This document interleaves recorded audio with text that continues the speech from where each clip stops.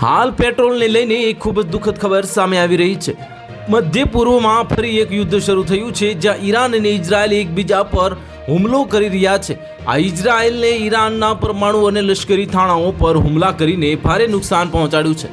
બંને દેશો વચ્ચેની લડાઈની અસર સમગ્ર વિશ્વમાં જોવા મળી રહી છે, કારણ કે તેલના ભાવમાં ભારે વધારો થઈ ગયો છે। ગયા અઠવાડિયાથી ઇઝરાયલ અને ઈરાન વચ્ચે સંઘર્ષ ચાલી રહ્યો છે, જેના કારણે મધ્ય પૂર્વમાં તણાવ સરમચેમાય છે।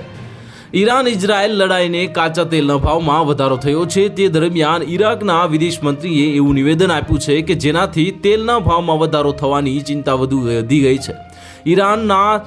ઈરાકના વિદેશ મંત્રી કુઆદ હુસૈન જર્મન વિદેશ મંત્રી જોહાન વાદેકુલ સાથે ફોન પર વાતચીત દરમિયાન ચેતવણી આપી છે કે મધ્ય પૂર્વમાં વધતા તણાવને કારણે તેલના ભાવ પ્રતિ બેરલ $300 સુધી વધી શકે છે।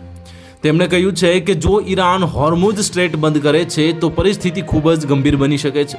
ઇઝરાયલ અને ઈરાન વચ્ચે સંઘર્ષ ગુરુવારે રાત્રે ઈરાન પર ઇઝરાયલથી હુમલાથી શરૂ થયો હતો, જેમાં ઈરાનના લશ્કરી અને પરમાણુ થાણાઓ પર બોમ્બમારો કરવામાં આવ્યો હતો। અને હુસૈન કહે છે કે જો લશ્કરી કાર્યવાહી શરૂ થાય છે તો ક્રૂડ ઓઇલના ભાવ પ્રતિ બેરલ $200 થી જે $300 સુધી વધી શકે છે।